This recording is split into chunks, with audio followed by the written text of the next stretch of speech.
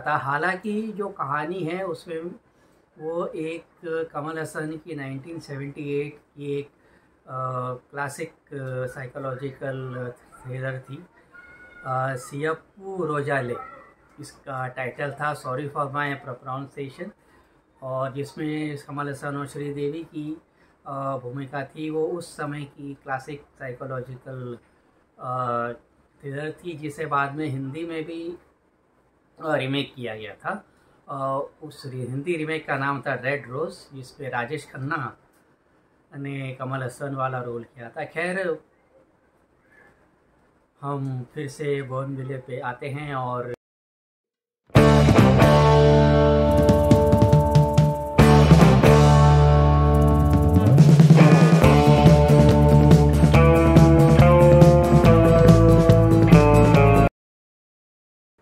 Malayalam cinema ने तो अपनी एक ख़ास जगह बनाई हुई है। मलयालम थ्रिलर्स ने भी एक अलग पहचान अपनी कायम की है।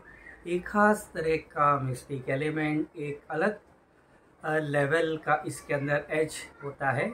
इस साल की किसी कंधा कादम ले लीजिए या मुजम्मल बॉयज़ ले लीजिए, सोनी लिव पे बोगनविले करके एक साइकोलॉजिकल थ्रिलर रिलीज़ हुआ है।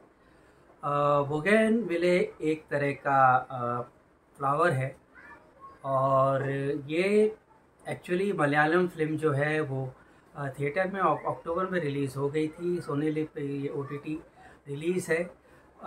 ये फिल्म एक नॉवेल है जिसे लेसो जोस ने लिखा है, उस पर आधारित है, जिसमें जो ज्योतिरामयी ने 11 साल के बाद बड़े पर्दे पे वापसी की है, और साथ में दिखाई देंगे कुंचक बोबन, और एक अलग ही खास भूमिका में नज़र आएंगे फहद फाजिल।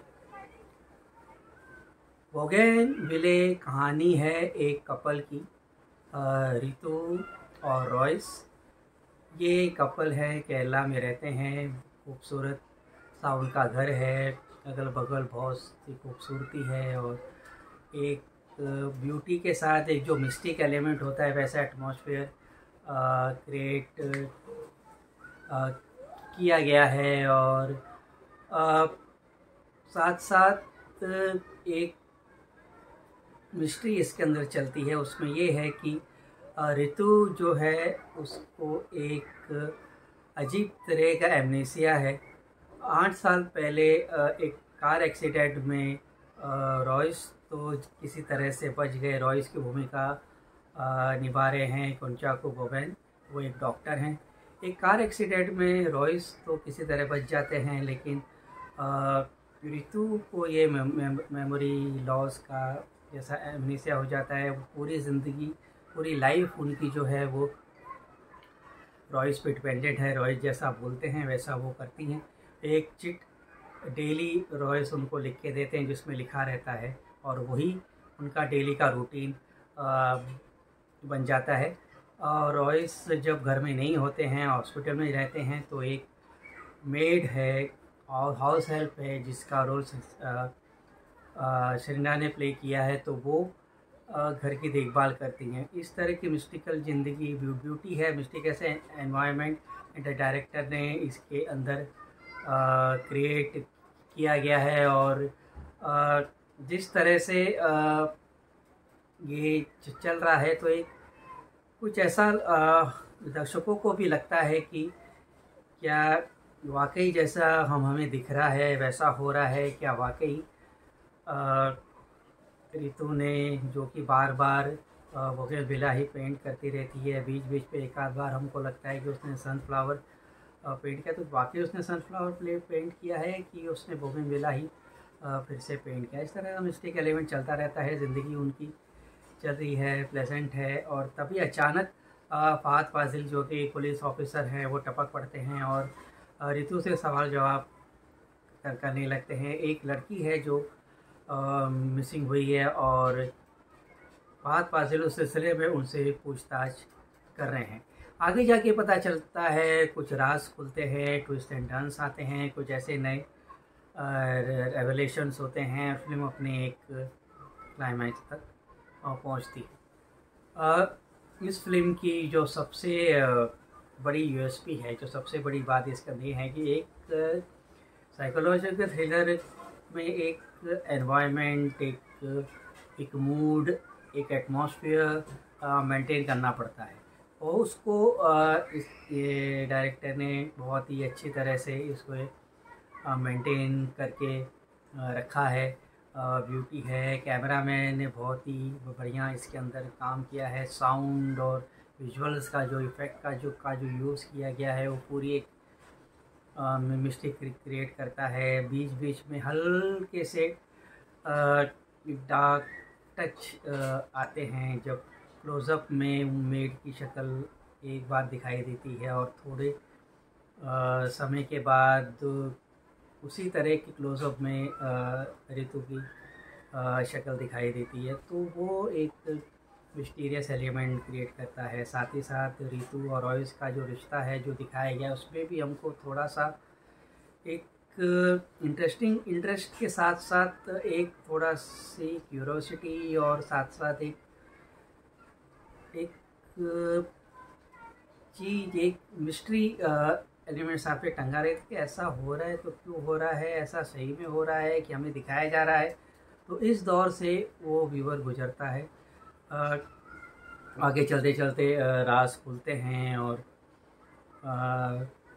यहाँ तक तो मामला एकदम अच्छा है, टाइट है, एनग्रॉसिंग है, पकड़ के रखा है। साइकोलॉजिकल एलिमेंट के साथ साथ फिल्म घूमती है, और एक्टर्स ने, जो कलाकारों ने काम भी बहुत बढ़िया किया है। ज्योतिरामयी की जो वापसी है 11 साल के बाद बड़े सब पर्दे पे अपने कैरेक्टर में एकदम खरी उतरी हैं। वो हर लिहाज से उस ऋतु के किरदार को निभाती हैं। उनके चेहरे के हाव भाव, बॉडी लैंग्वेज, वो जिस तरह से डिपेंडेंट है, जिस तरह से हेल्पलेसनेस वो महसूस करती हैं, और जिस तरह से वो वल्नरेबिलिटी है, जिस तरह से उनको याद नहीं रहता, वो सारे एक्सप्रेशन करीब उतरते हैं एकदम।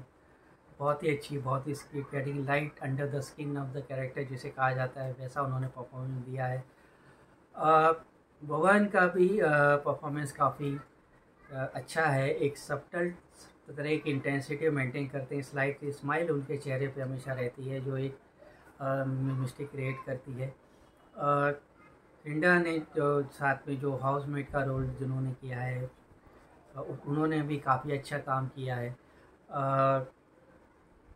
इस फिल्म में जो डिसअपॉइंटमेंट जो मुझे लगा, जो निराशा जो मुझे हुई, वो फहद फाजिल को देख के हुई। फहद फाजिल जैसे उम्दा कलाकार, इतने बेहतरीन एक्टर को काफ़ी रिड्यूस कर दिया गया है। बहुत ही छोटा सा रोल है, और वो रोल कुछ खास भी ऐसा नहीं है, वो रोल कोई और भी कर सकता था। और इसका जो क्लाइमैक्स है वो उतना पावरफुल, उतना सशक्त नहीं है। ऑन पेपर बहुत अच्छा है, और फिलोसफी वाइज वैसे बहुत अच्छा है, लेकिन एग्जीक्यूशन उसका थोड़ा और भी ज़्यादा बेटर हो सकता था। हालांकि जो कहानी है उसमें वो एक कमल हसन की 1978 की एक क्लासिक साइकोलॉजिकल थ्रिलर थी, सियप्पू रोजाले इसका टाइटल था, सॉरी फॉर माय प्रोनाउंसिएशन, और जिसमें कमल हसन और श्रीदेवी की भूमिका थी। वो उस समय की क्लासिक साइकोलॉजिकल थ्रिलर थी, जिसे बाद में हिंदी में भी रीमेक किया गया था। उस हिंदी रीमेक का नाम था रेड रोज़, जिस पे राजेश खन्ना ने कमल हसन वाला रोल किया था। खैर,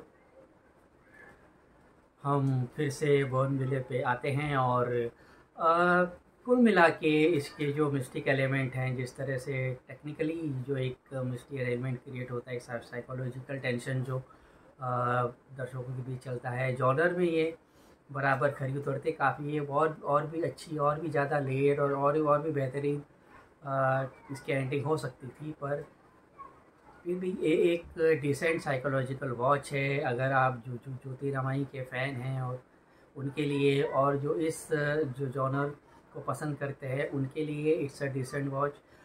मैं इसे दूंगा 3.5 स्टार्स। सोनी लिव पे ये रिलीज़ हो गई है।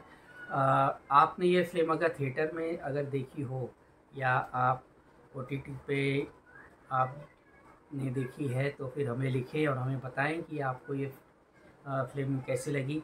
हमारे चैनल फॉलो नहीं किया है तो प्लीज़ हमारा चैनल फॉलो करें और हमें लिखिए, हमें बताएं कि आप हमसे क्या देखना चाहते हैं, क्या सुनना चाहते हैं।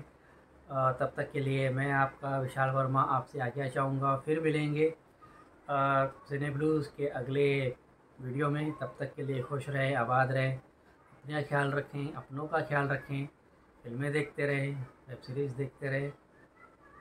Thank you.